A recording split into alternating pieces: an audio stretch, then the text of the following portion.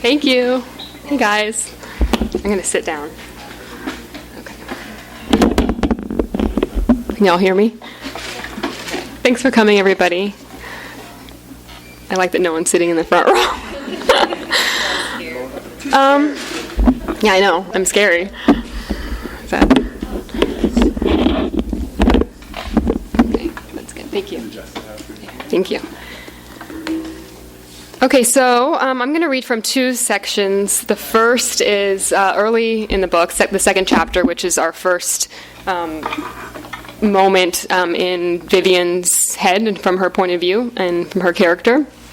And this is the first time we get into her head, and she's leaving Preston's apartment. And Preston is a man in her life who they've known each other a long time, and he always makes her kind of question who she is and, makes her feel bad about her life in a way, makes her feel insecure. So she's leaving a coffee date with him and runs into a fellow named Randall, who's kind of a classic character, Texas sort of character. And he sort of reminds her of the obligations in her life that Preston makes her question. So she's kind of caught in between there when she runs into this man. And those of you who know Houston will recognize some local color here. And if you don't, then this gives you an idea of the world that Vivienne lives in. So. That's better. I am insane, Vivienne thought. She straightened her shoulders and strode down the driveway, ignoring the blisters burning her heels. It occurred to her that she didn't entirely remember the way back to her car. But she knew it wasn't far. Better to be lost than to slip further into insanity at Preston's. Her mind felt ablaze. It might have been the cigarette, but it was probably Preston. He was always jabbing her, questioning her, finding fault with her desires. It was the same last time she ran into him. A few weeks ago at Vladimir's birthday party. They were at a poorly lit bar, sitting around a sticky wooden table with a bunch of people she didn't know. It wasn't her kind of place, and it hadn't been clear to her if it was a gay bar, despite the fact that Vlad was gay. She didn't ask Vlad or Preston about it because she was embarrassed that she didn't know. She and Preston had a conversational wrangle about reality television, Preston declaring it yet another terrible thing about the world. He'd been a little drunk, and it was endearing because he got so passionate about his arguments. But Vivienne mainly remembered feeling stomped. She'd only been arguing that reality television was entertaining. Preston had wanted her to justify her position. All she could say, over and over, was that she personally found it entertaining. Preston claimed this was insufficient justification. She tried to get drunk, but the men weren't offering to buy drinks, and no one had seemed impressed with her except for Preston, but she never could tell with him. Preston probably didn't remember that night, which didn't come as a shock, because one of her most firmly held convictions was that men never remember anything, and if they do, they remember very little and always the wrong or unimportant things. Sometimes she felt this worked to her benefit, but mostly it impeded her. If she was in the mood to hear Bucky, whom she was currently dating, tell the story of when they first met, she was forced to ask, "And did you think I was beautiful?" To which he would reply, "Of course I did, baby." All he really remembered was what he ate for dinner that night. It wasn't such a romantic story. Karlie introduced them at a Prayerwood church benefit 3 months earlier, and they exchanged soft conversation over barbecued quail, but she thought he should indulge her in a little exaggeration. Vivienne's dreams were full of men who remembered. They remembered their eyes falling upon her in bountiful detail. They remembered exactly the words they'd spoken regarding marriage and children, even years out. They remembered in juicy specificity stories about other women they had dated. They even asked Vivienne about things they hoped she remembered, and in her dreams she'd luxuriate in not remembering anything at all. Preston only seemed to remember the things about her that he disagreed with, which she responded to with her charm, a technique that hardly worked on him, she thought now. This woolly feeling in her brain, was she the one who'd been charmed? The way he looked at her with lifted brows and sideways smiles set her flirting all off course. The apartment with its handmade quilt, and Preston with that curious glint in his eyes, and the messy way he rolled up his shirt sleeves. He was the gear around which the whole place worked. It had all been so disarming that she had to raise a white flag and leave immediately. She oriented herself from the Menil Museum and was crossing the museum's lawn barefoot, her heels hanging at her side from 2 fingers, when she heard an unfamiliar voice call out her name, a man's voice. It was jarring, the sudden sound of her own name. She heard it as if she were underwater. The second time, the voice was louder. She had only a second to breach the surface and to turn and face it with a valiant smile. Randall Stanley. "Hello, little lady," he said. He was always using cowboy language, overcompensating for the fact that he wasn't really from Texas. "Hi, Randall," Vivienne said pleasantly. He was about 10 feet away on the path and advancing, which gave her enough time to extend her hand and evade a hug.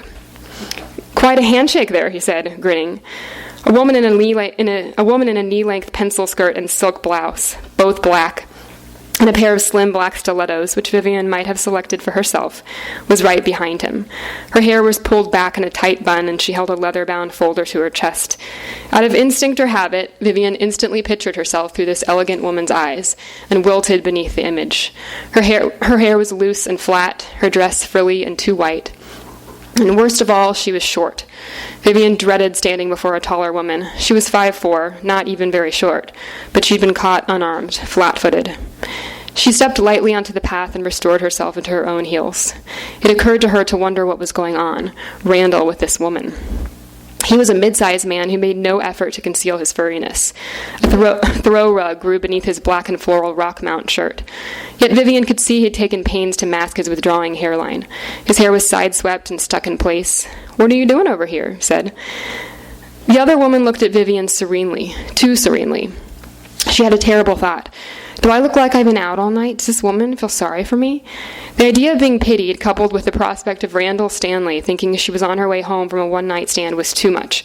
He'd no doubt share his false assumption with as many people as possible. It was too complicated to explain being at Preston's. Why would she be here in heels and a dress before noon? Funny that the actual explanation, that she'd come to the neighborhood to see a museum, was, she felt, the most unbelievable. Vivienne thought fast.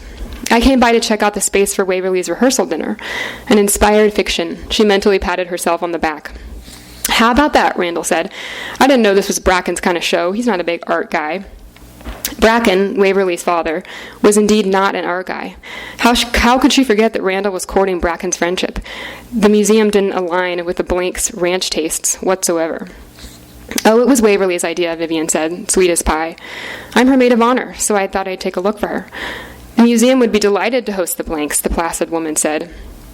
"This lovely lady works here," Randall said. "I'm getting involved, and she's showing me the ropes. She's going to teach me all about art." The woman nodded in acknowledgement of his riches. "Mr. Stanley has been very generous." Vivienne should have guessed that one immediately. Randall Stanley, museum donor. There was no other explanation for this sort of giraffe-like woman paying any attention to him. "She's about to give me the private tour," he said. "Why don't you come along? The place is closed up just for us. Me and two pretty women." He winked lecherously, calling to mind every reason she couldn't stand him. His books were as slick as his teeth. He was like a snake, always nearing in. That he probably thought she found him handsome was enraging. "I'd love to, Randall, but I have to go meet Waverly," she said, smiling. "And now that I think about it, you're right. This isn't really the Blanks' taste for a party." "Oh," he said, "don't turn sour." Vivienne kept smiling and refused the invitation again. The frustrating thing was that she would have liked to go into the museum, especially when it was empty, and she wouldn't have to deal with other people hogging all the space in front of paintings. But Preston had zapped her museum energy with his sad Rothkos, and there was no way she was going in there with Randall Stanley and a giraffe. She could probably get a private tour of her own if she dropped her aunt's name, but if she accepted now and endured his company, she could diffuse Randall's hurt feelings. He probably sensed her evasiveness. He was a slippery man, but not a dumb man. If she joined him, he'd be so happy he'd forget the way he was looking at her right that very moment, with wet, loutish skepticism. No doubt he was concocting a way to penalize her for not giving him what he wanted. Vivienne foresaw him dropping it into conversation. I ran into little Vivienne. She said the Blanks were having a dinner at the Menil, where it just so happens I'm a donor. It would get back to the Blanks, who'd wonder why she said that. Then she'd have to backtrack. She saw the risks before her like items on a shelf. All she had to do was rearrange them a little, play with them, and they'd no longer be risks. She could turn risk into promise. An hour spent cajoling Randall might reap unforeseen rewards. She didn't want to admit it, but he was up and coming.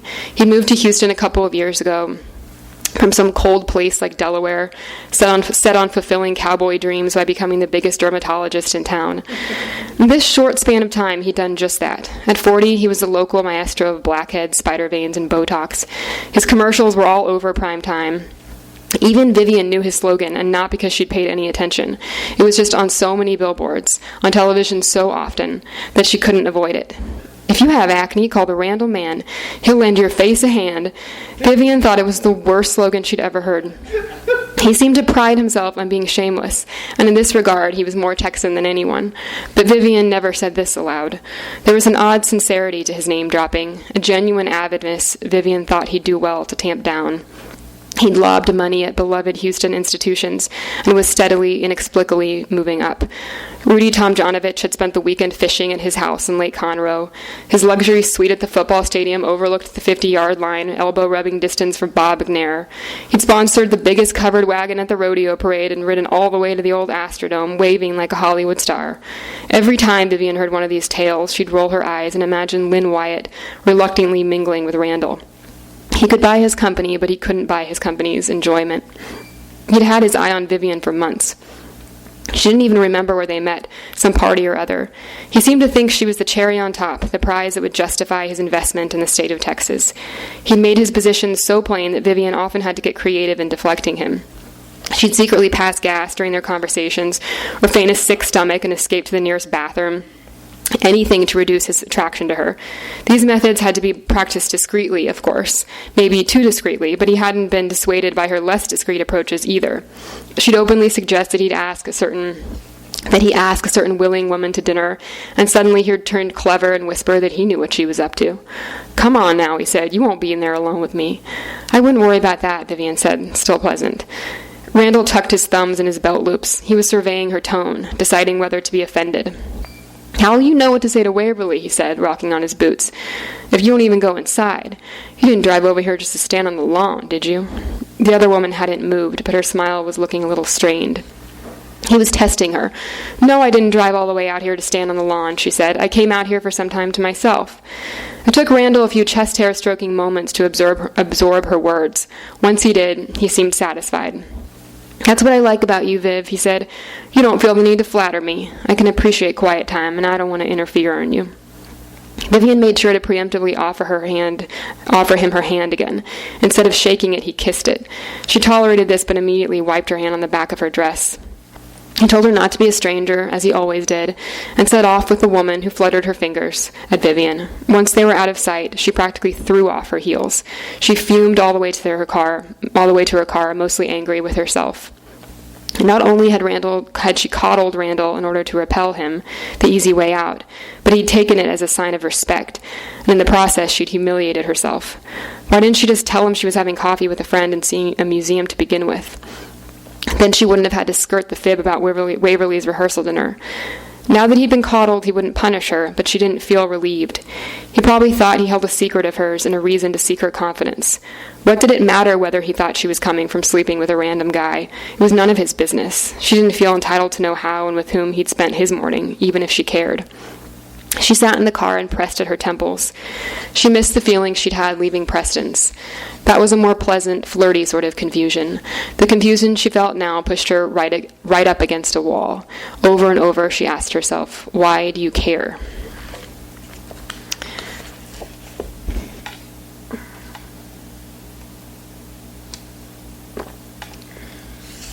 Okay, so I'm going to jump ahead to the middle of the book here, so without giving away too much.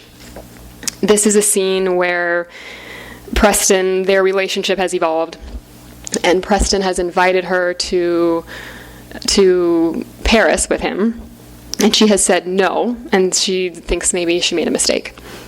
And they made an appointment to get together at her apartment, and she's wondering if he's going to show up, because the night before they had a sort of dramatic evening together.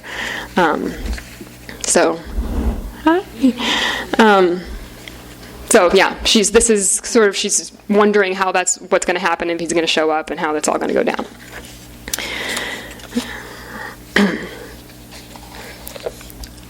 The time was approaching. Vivienne dallied around downstairs, opening the French doors to the sunken living room, spreading the curtains for light so the place didn't look so untouched. She sat on the couch, feeling like a visitor in a museum of 60s-era furniture and color schemes. The room was rarely entered. It was the kind of space where one felt compelled to sit on the edge of things with a straight spine. The couch was salmon-colored and stitched with white oriental koi fish, a relic from Catherine's travels. The springs were coiled tight. Sunlight hit the lush pistachio carpet and gave the room a greenness. What would Preston say about it when he arrived? He'd probably make a joke that would diffuse all its dark insinuation. Here was the chamber in which the shadowy pathology of her family slept, which held the frozen objects acquired by fortune, and she wanted to open it to him so he would see it and want her anyway. She needed to see him in this room. Preston judged from the outside and thought it was also black and white. Rich girls and their rich husbands, but it was tradition. It was people marrying the people they lived among, as people do, creating a thread over time. She sat as her mom must have, on the same couch, clumsy with a thread, yet centered by an interior glimmer, a pinhole of light. The thing Karlie called weird, the thing Bucky called easy, the light Catherine darkened, the thing Preston wanted. He wanted in her what she most disdained in herself. Hitting this conclusion was brief. It bounced off the walls of her brain and landed in Paris, on the bank of a wide old river, with Preston. She waited. The time came and the house was quiet. The couch springs creaked. The longer she waited, the more she'd regretted how she'd acted the night before. He was right. She was scared. Of course she was scared. Much as she resented all this stuff, it was safe. It was what she knew. The Preston stood for the unknown was both terrifying and sublime. It was his willingness to take a chance, a deep yet simple sense of how much she liked talking to him. She moved to the big leather chair in the den and obsessively checked her phone, forgetting when she checked it that she'd just checked it 2 minutes earlier. 20 minutes later, its silence was like a scream. She typed a message to him, "Are you lost?" and instantly regretted it. He'd know she was waiting and wondering. 10 minutes later, she was at the window, peering down the street. She walked the footpath to the curb and opened the mailbox, even though she knew it would be empty. Funny the idea that going outside would somehow make him appear. Her phone pulled her back. The brief distance from it made her feel saner, but there were still no messages. It was too soon to be angry, so she grew worried, and sure of what she would say, if only he would get there. That's all he needed to do. Her house wasn't difficult to find. If he was lost, he would have called. She imagined his mangled car on I-59. It would be her fault if he died. If she'd only given them a moment last night, he wouldn't have needed to text her and come here. Maybe he would have already been here. Outside, a thunderstorm gathered, but no rain fell, just wind spinning through oaks. The clouds were dark with sunset and storm. 7:30. Catherine would be home in half an hour. Excuse me. The house got heavy with quiet. She began to hate her phone, the way it baited her to look, to worry, and worst of all, to hope. Finally, she flung it across the room. It smacked the old bulletin board and hit the carpet, taking a handful of tacks with it. As it set in that Preston may not show up at all, that he wouldn't be there to listen, that the words would need to be swallowed, she curled up on the bed and blinked at the moon, rising behind her tree. The next week marked the arrival of the first hurricane of the season. Vivienne spent it in a haze of willing Preston to call and willing herself not to call him. Her mood charged up and powered against him or withered, helpless before him. All she felt in those days was in reaction to what he might be feeling, and still she expected he would call. Though their time together at the wedding had been short, the events in her memory evolved to magnificence, more radiant for the fact of their brevity, and their blossoming as the days passed in proportion to the bitter realization of her desires. Her disappearance produced wretched swings from anger to regret. In romantic moods, she felt as if she were reassembling her heart from a pile of dust. All along, she'd taken for granted that she held the power in their flirtation, and all along it was Preston who had held her. She felt used to no purpose but his own amusement, foolish for thinking she was anything more. Somehow she'd assumed that by critiquing her, he'd invited her into the safety of his confidence. Without realizing it, she had come to trust him totally. Vivienne watched the rain and listened to the television blare about the imminence of Hurricane Henry, wondering whose job it was to name hurricanes, and unable to decide whether she should thank Preston for shattering her pride so much that her heart had opened, or hate him for revealing to her the splendor of her heart, only to turn his back and disappear. She felt like a little creature scratching at a wall, believing in a door that didn't exist. The lawn crew crossed the windows with tape. Rain fell from the watercolor green and gray sky. Vivienne felt Preston like the storm itself, invisible, yet leaving its mark on everything in sight. He might call, might still arrive. The empty roads and green calm reflected her mind and gave her impressions a dark unreality. Despite the determined fluttering of Catherine and the troop of workmen slicing bad branches from the trees, she felt alone. She thought of her mother. If only it was May when the crepe myrtles awakened and brightened the streets with their pink and white popcorn flowers. The stillness of that afternoon prophesied the storm. The sun pierced through the clouds hanging heavy over the city. Houston, her roads relieved of so many cars, seemed to sigh and flatten herself more deeply against the gulf. Vivienne was restless. In her heart's self-absorption, she believed her private waiting to be far more agonizing than the collective waiting beyond her window. 800 miles off their shared coast, barreling toward them, was a grinding, unstoppable storm. Surely Preston would call. Okay, thanks, guys.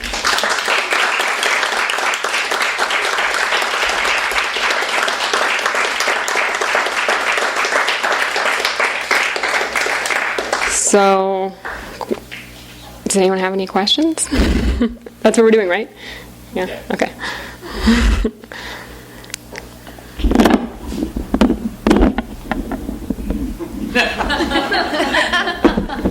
Just talk in a normal voice for answer questions. When did I start writing it? You need the mic. I do? You guys, I do need the mic? Okay, sorry. 2010, summer 2010, but I didn't work on it, and it took about 3 or 4 years, but I didn't work on it nonstop during that time. But, yeah, summer 2010. Lindsay? Hi. Hi. I have a question about the character of Catherine. Uh-huh. What is her problem? What is her problem? With Vivienne, their relationship is so strange. Yeah, I think Catherine's a very unhappy woman.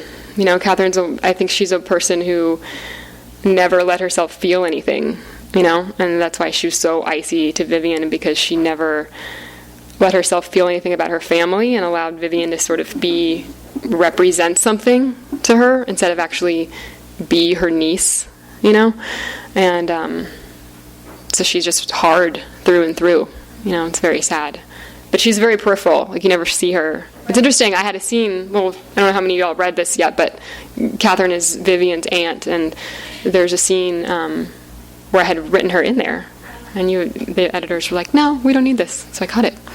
Yeah, so that was one of the things that got lost, like the direct interaction with Catherine. They said, keep her on this side. Yeah, they said, make her a presence, but don't have her interacting, so, yeah. I think she's just, yeah. I know. She's just anger, but she won't let herself get to the other side of her anger, you know. PT. Why did you choose the Edith Wharton book as sort of the inspiration for this? Because I just love that book so much, honestly. This is not, like, I can say this having been a month ago this came out. This is not like I think that I can write like Edith Wharton. I just wanted to, because it's like she's the best ever, you know. She's amazing. I would never compare myself to Edith Wharton in a million years, you know. But I just wanted to sort of jump off that story. Like, this is pretty different from The House of Mirth, actually. Totally different second half, for sure. But I just love the story so much, and it broke my heart, the end of The House of Mirth, and like I like to imagine, like, what if that kind of happened now, and how could she have survived? How could she have...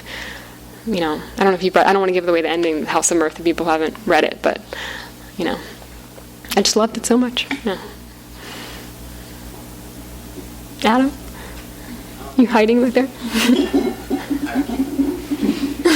off of that question, how do you see the relationship, or compare and contrast Vivienne with Lily?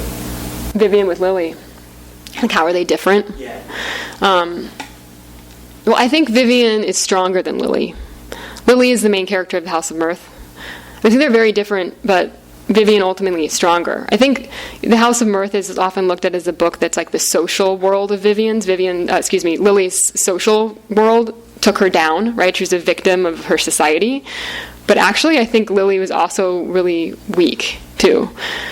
I don't mean that like in a bad way against Edith Wharton. I just mean as a character, she was just very... she didn't have her own inner strength. Like, she could have lived a different life. She actually could have even transcended that society. So I like to think that Vivienne's stronger inside, even though she's up against some of the same, there's at least similar kind of expectations, you know? Do you see that? Oh, yeah, totally. Yeah. Is that what you're asking? Yeah. Yeah, no, I see them differently. Yeah. Just with somewhat, just kind of inspired by, not the same person. Yeah. That's an interesting question, though. I didn't think about that, but. Stacy? I know you've lived in LA for several years. Did the reason you said it in Houston because you grew up there and you felt like you wanted to kind of bring back the stuff that you know so well? Yeah, it was that, and also I don't think there's not that many books set in Houston or movies or anything set in Houston at all. What? What's that? The first RoboCop was shot in Houston. I remember that too. That was like a big deal. And Reality Bites. Yeah, so there's nothing really set in Houston. Like Larry McMurtry has done that, but I just wanted to put it in Houston because I never see it. I always want to read about Houston in books and in movies, and also, well, because I know it so well, and because it reminded me, House of Mirth kind of reminded me of some of the, I mean, it's different. This was like turn of the century. It was harder for women, obviously. It was different. It's not the same, but. Is that, I don't know that much about Texas, but at least from what I gleaned, at least from my family in Houston and Dallas, it seems like those social circles seem kind of like almost like turn of the century-esque. Kind of, yeah. There's like things. They are in some ways. Yeah, they definitely have similarities, despite the fact that it's still very different. They're just reading The House of Mirth reminded me of things about Houston, maybe about Nashville too, right? Yeah. So I just couldn't help imagining that. Yeah. This is related. How did you did reading in Texas, right? Yeah. How did the readers there respond to your portrayal? Well, it's funny, all but like the stuff, the first section, they were like cracking up because they know those Houston references and Houston jokes, which a lot of people don't know because they don't know anything about Houston. It's like nobody really seems to go there either. But I think they liked it. There was one publication that's sort of like what's that one called? Paper City? That was going to review it. They're kind of like this upscale luxury publication, but then I think they decided not to because some of the satires like sort of about their readership a little bit. So I think they decided not to run it. So I don't know what they thought. But so far it's been positive. I think people were just excited to like have a book that takes place in Houston, you know? So. Can you elaborate on the title? How you came to the title? The title is from the epilogue of Proverbs 31 in the Old Testament.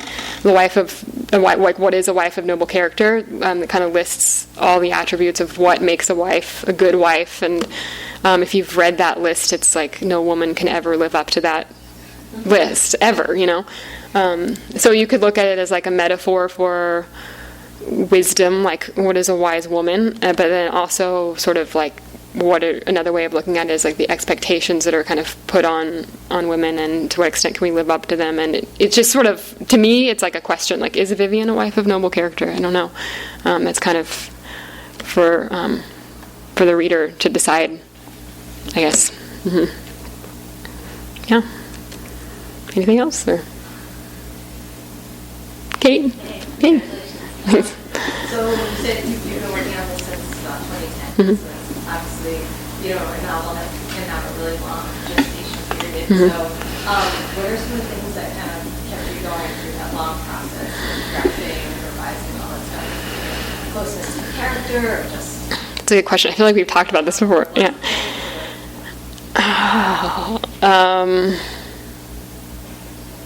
That's such a good question. Like, why didn't I stop? Kind of question.